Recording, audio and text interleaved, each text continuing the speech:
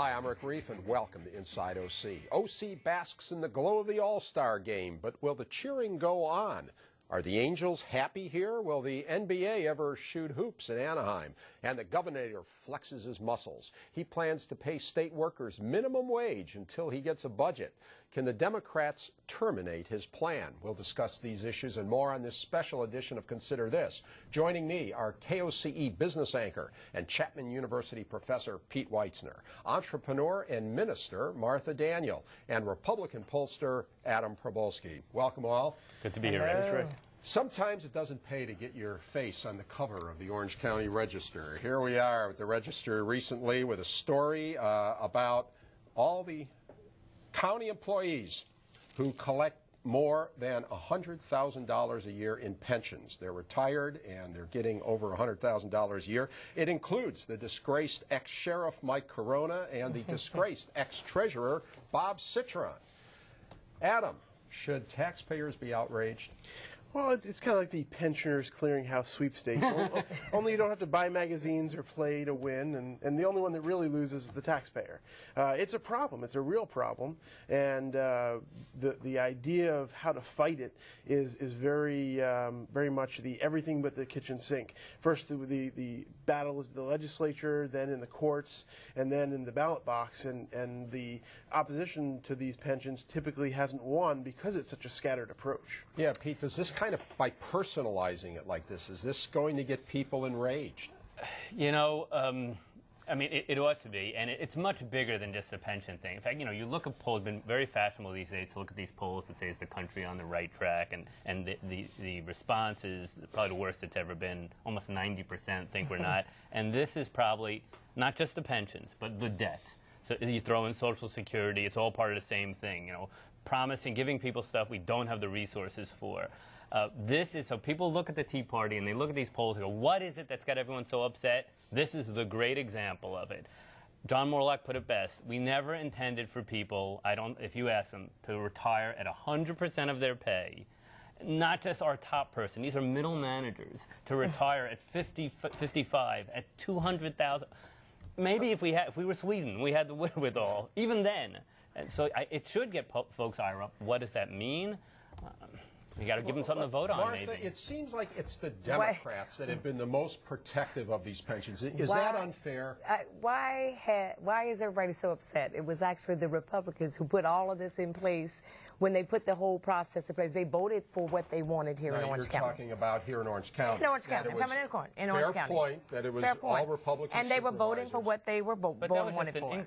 Go ahead. Yeah. And so they were voting for what they wanted. But as a whole, I mean, I think that the pension plan as it is today doesn't work. But I can't go back and you can't go back and say who did it, who caused it. And now all of a sudden, because the economy is changing, we are looking at it today. But we need to. So I agree. Any blame. Yeah, okay. Certainly, you could easily love to lay blame on the unions. Yeah. But if it was available to us and you could bargain for those benefits, probably all of us would take it. But we need to fix it. I love the one guy who's getting the most. He's the former finance director of the county, making over $240,000 a year. And his comment was, salary. I just follow the rules. Yeah. And what did he cash in on leave pay? This is the same guy who cashed in tens of hundreds of thousands on leave pay. I mean, that's got to. Who gets those benefits? Adam, talking about just following the rules. Mike Corona's just following the rules. But I think a lot of people are really upset when they hear about Corona and Citron. And here we got our former sheriff in a file footage there. But, you know, should something be done? I mean, even beyond trying to reform the system so that certain people can't collect this much money. Now, keep in mind, I'm sure nobody gets any real pleasure or believe this is any kind of great compensation, but Corona does not receive his full pension, actually, because post-2006, his pension rewards did not apply because a new law went into effect saying if you were lost your job after being convicted of something, you didn't get the benefits after that date. So I think it was so his pension probably should be another 20 or 30 grand a year. Should he lose the other stuff? Should Well, he? I mean, some people would suggest. I mean, You become disqualified from receiving anything. Like a Son of Sam law. perhaps. Yeah. But what if he does get acquitted? What if the appeals court does overturn it? Then what happens? Well, then he gets back pay. But who should get 100% of retirement? Who anyway? I mean, we know that the car industry did that as well. They were in trouble as well. You know, General Motors and those places. I mean, they received such high pensions as well. But who should get 100%? Well, isn't that interesting? Yeah, not in the public sector. The people who should sure. get it are those public employee unions that lobby the politicians who themselves benefit from it. And not only that, but then these unions support these people for office. Or if they don't vote for it, they make sure they take them out at the ballot box. It'll take a generation. We have a $4 billion unfunded liability in Orange County. California is That's even worse.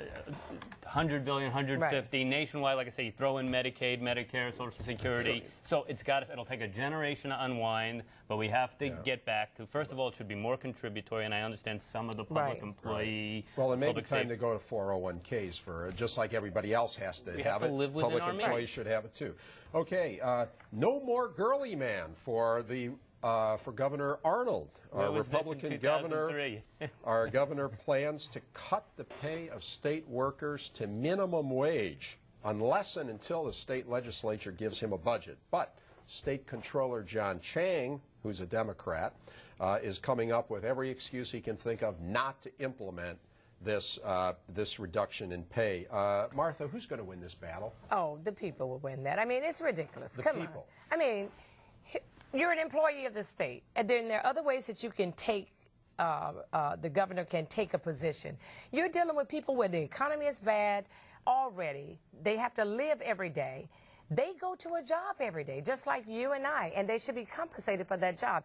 Where can we cut other places? I just have a problem with the fact that we dropped. The governor's plan is that once there's a budget, they'll get their back pay. But right now, the state just can't afford it. But can you pay your bills on a back pay on a daily basis? We're talking about people who live on simple day-to-day wages. Now, if that's a political opportunity to push the Democrats to push the budget across, I think that's the wrong way to do it, is to use the people of the state to do that. That'll work, and I have a problem with that. It brings some stability and to back to the job market. And what ends up happening is in the job market used to be you'd go get a stable job in government for an okay wage and an okay pension, but at least you knew you were going to have a job for life. In the business world, you get a good pay with better benefits, but the chance that you're going to be fired. That's the way it used to be, and it's just all been turned on its head. And so the idea of giving a little bit of instability to state workers and changing up the system that's not really is not the a bad point. I mean, idea. Arnold, but Pete, what Arnold's really doing here is trying to force the legislature, saying, okay, if you guys don't do your job and give me a budget, then here's what I'm going to do to all your constituents. He's not looking to take it out of the workers. As we know, when the last time he did something for my money, I applaud him for this, was when he tried to champion those common sense initiatives to get California competitive again. And then as soon as the nurses started rallying against him, he backed off. He's doing it right. He's not going to have to run for office again, right? He went back to his campaign promise in 2003 now that he's on the way out. He's doing it, just like you say, to force the legislature's hand, because we have to show Intel comes up and wants to expand, and naturally the plant lands in Texas, to the extent they can even expand in this country. We're never going to get those jobs, those expansions, companies moving here, until they see that we're at least somewhat serious about at least getting a budget done. Forget about the fact we have a $20 billion systemic deficit. So at least he's trying to Adam, push what's your us guess? down. Will the Democrats, or will the legislature cave and give them a budget, or are we going to see people going to minimum wage? Well, if you don't see minimum wage, then they get nothing. They get vouchers. So, I mean, either way, it's going to be bad for the legislature if they don't get a budget together. Okay. Was the All-Star Game a home run for Anaheim, or just a single? That's next. History's best on PBS. Embracing the moments in time that resonate forever. Ask not what your country can do for you. Creating a place for those who have a hold on our spirit and a claim on our soul. Free at last! Free at last! Thank God Almighty! And who better to remind us? History's best on PBS. And I'm back with Pete Weitzner, Martha Daniel, and Adam Probolsky. Well, what a week for Anaheim as it hosted the All-Star Game, even though the National League won. Nevertheless, baseball's Midsummer Classic is more than just a game. It can be an economic home run. Here's David Nazar. The streets of Anaheim are packed with tourists. Normally at this time, most folks converge on the city to visit the happiest place on earth. This week, people are rounding the bases to Anaheim to be a part of Major League Baseball's All-Star Weekend, culminating in Tuesday's big game between the superstars of the National League and American League. The economic impact is about $85 million to Anaheim and Orange County. We're anticipating about 200,000 people will be here for the week-long event, because it's not just the game, it's the home run derby, it's the All-Star Game, it's a celebrity event, it's a parade, and it's the Fan Fest that's going to be here at the Convention Center. City leaders say the infusion of green to Anaheim is going to benefit businesses all across the board. Businesses like large hotels such as the Sheraton, boutique hotels like the Portofino Inn, even the restaurants and strip malls here in Anaheim, the souvenir shops. They say everyone is going to be making money.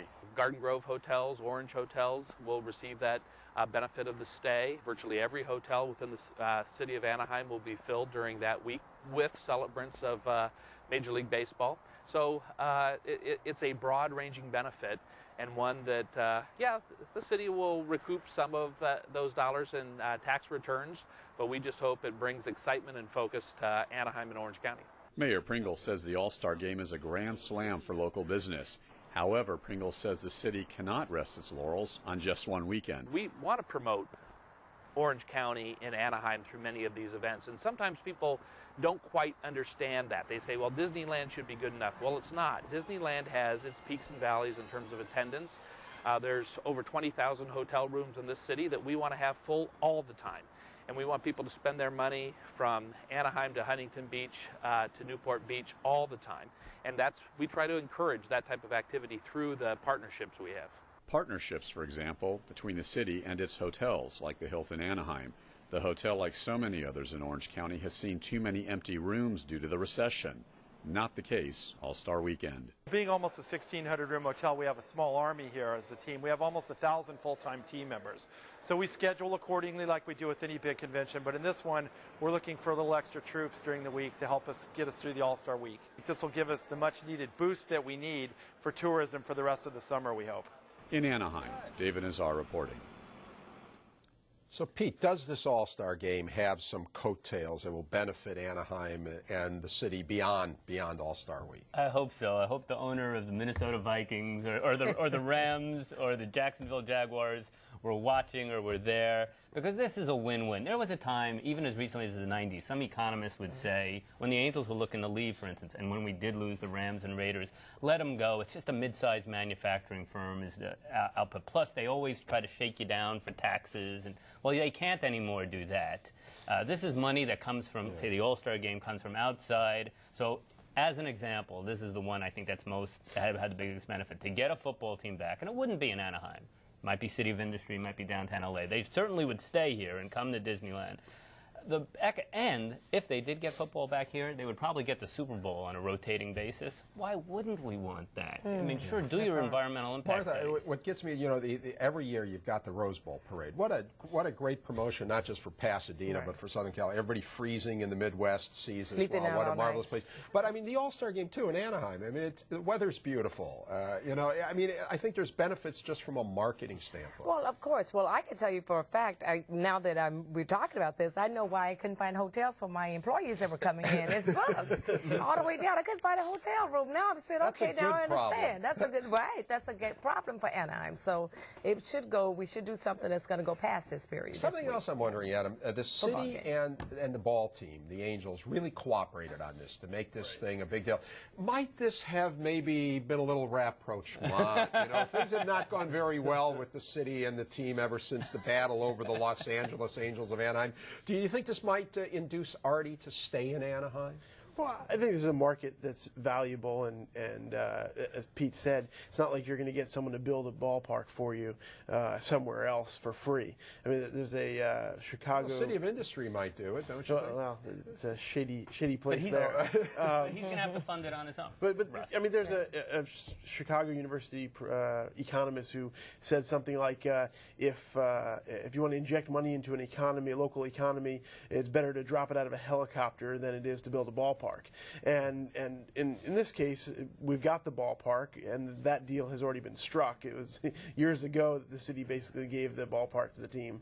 But essentially, it's a nice thing to have, and as the mayor says, it's a part of a complement of all the other things Orange County has. We've got the beach, we've got Disneyland. You need to have a ball team, and I mean, I'd much prefer a basketball team come to town. Well, let's talk about that, Pete. What are the chances? Kurt Pringle's accomplished a lot as a mayor, but it looks like he's going to leave office after 8 years, not having learned that NBA team. Are we ever going to have an NBA team in Orange County? It seems like there's less buzz. For one thing, the economy's kind of put, I think, any of these moves on hold. Not just the economy, both the NBA and the NFL have a collective bargaining agreement coming up that looks like it's going to be tough at best. So that's going to forestall probably almost any move. If an owner said, look, and the NBA has got enough franchises that are in dire straits, and we've got everything here for them, that who would be the likely candidates now? I mean, it would would have been Seattle, of course. They chose Oklahoma City, Golden State, I guess. Well, Anaheim. It seems like, Martha, Anaheim is everybody's favorite bargaining chip. If you don't build me a new arena, I'm going to move to Anaheim. Do you think the city can take a cut on some of these deals? Well, I think the city should take a cut on some of those deals, because we missed the Rams when they were out of here. I mean, the stadium was filled and people were there, and then they start fighting over whether it was Los Angeles. Right, a lot of things were going on, so they should take a bite out. Maybe that change won't be too bad. And the Honda Center is ready, ready to go. Ready to go for basketball. Yeah. Okay. We have more insanity. Oh, go ahead. Okay, you were going to make. I know you were going to make one more important point. I think we could support a football team. By the way, I think the other teams left because they had substandard stadiums. But it's such a Laker town. I just wonder. And you still have, there's another team up there too, right? Could we support three teams? Which ought to, if the Clippers had any brains, they would be. They would be here. I wonder if we could fill 17,000 seats a night. I don't put it out there. I don't know that we could. Right. I'm buying the first one. We've got speaking of more insanity from our state legislature. State Senator Leland Yee, who is running for mayor of San Francisco, by the way, wants to put the Orange County High School of the Arts out of business over a pretty minor-sounding flap. Now, when you talk about the good high schools in Orange County, this Orange County High School of the Arts is just a great thing where kids can learn to, go in the theater or other performing arts. And it's over this very kind of a petty flap. The school didn't renew the contract of a part-time journalism professor. She claims she was being punished for defending the school paper's First Amendment rights. All right, whatever. Yee's campaigning to have the school's charter revoked.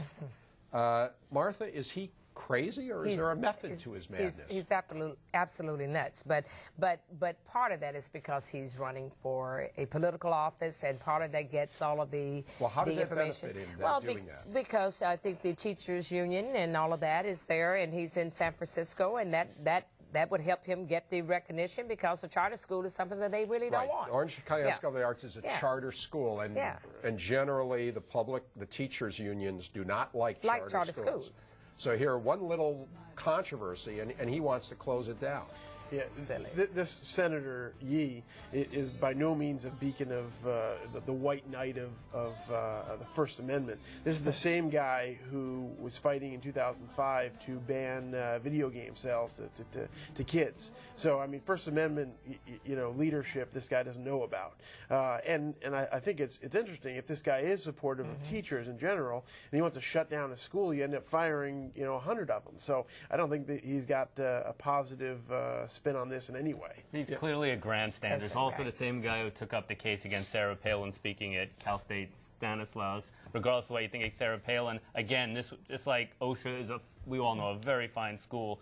She would have brought in a lot of money for a cash-strapped state school system, and I don't even know if I don't think that was his district. It's like, I understand grandstanding. You know, you want to rename something after Ronald Reagan or Harvey Milk or whatever. You know, whoever the politician is, you grandstand. But when you start playing with things like the charter of a school, I mean, don't some politicians have any shame? Well, no, obviously. I mean, he's just trying to make sure that he gets press. We're talking about him. He's happy about that. I'm not sure he's going to be happy about the way but we're talking about him. No, Idiot. because we've called him a few idiots. Adam, to give us the real backstory, he's in an expensive race to be San Francisco mayor. Right. It's uncapped how much the unions and corporations can give now. That's probably the story here. Look, he's not winning any votes in Orange County, but he's not running here. He's looking for San Francisco votes. And the more he can beat up on the First Amendment and independence and all the things that we hold dear down in an Orange County school, forget them. By the way, school, just real quick, school might or might not be on good grounds they didn't censor this publication. They held it up for a week. Right. High schools do have, under the First Amendment, if they cite a legitimate reason, there's like 4 or 5. When you start talking about stupid things that schools do, if it becomes the standard, anytime they do something stupid, they're going to have their charters revoked. Right. Oh, that was like the whole school shut down. You know, Martha, an interesting poll this week shows that Barbara Boxer is in a dead heat with Carly Fiorina. First of all, is this poll for real, and is Barbara Boxer in trouble? Ooh. Well, you know. Oh, that was a long. I take that to be a yes. I take that to be a yes. I would imagine, but you know, I think very little of Carly. Yeah, very little. I mean, she could run HP. So how on earth could she possibly... And you're speaking as an entrepreneur. You're coming out against Carly Fiorina. Could she possibly think she could come in and run? Half the people disagree. But I know. Now, a lot of people think she did a good, that at HP, she put him on the right track from a strategic standpoint. That merger with Compaq, it turned out to be not popular at the time, but it was a good move. Right. Well, you know, depending on who's looking at it. What do you know? You only run a technology company. That's what I'm trying to say. You know, depending on how you look at that. But anyways, I do believe that there could be some issues there. I think that the campaign hasn't been as well as it probably should have been for Barbara Boxer. But I would say that the Democrats are going to push real hard to try to keep Carly out for sure. Barbara Boxer, the incumbent Democrat for U.S. Senate, and Carly Fiorina, former HP executive. That couldn't run HP. The challenger. What do you think, Adam? Is this a race? I think this is a very democratic, very liberal state. And any time you have a Republican running for statewide office against an incumbent Democrat, beating them in the polls, then there's real cause for concern for that Democratic Party. I saw you nodding, Pete. That's a bellwether. I mean, everyone knows it's by 99.9% of the polls, it should be a very good November for Republicans. If Barbara, what Adam said, Martha said, if this an incumbent from San Francisco goes down against a not terribly popular Republican candidate, personally, I like Carly Fiorina. Boy, it's going to be a bad first Tuesday in November for the Democrats. How about on the governor's side? Jerry Brown, the former governor, Democrat, against Meg Whitman, another executive. How did she do at eBay? I love Meg. We have a crossover. Do we have a race there, too? If you had to bet today, I'd say Meg Whitman wins there. Oh, really? Brown will be formidable. I would say somewhat because of this shape the state is in. Okay. Time for change. We're going to have fun this November. Plus marijuana. Marijuana legalizing. It's passing, too. You can watch this show and past shows by going to KOCE.org and clicking on Inside OC. My guests have been Pete Weitzner, Martha Daniel, and Adam Probolsky. Thanks for watching. I'll see you again Inside OC.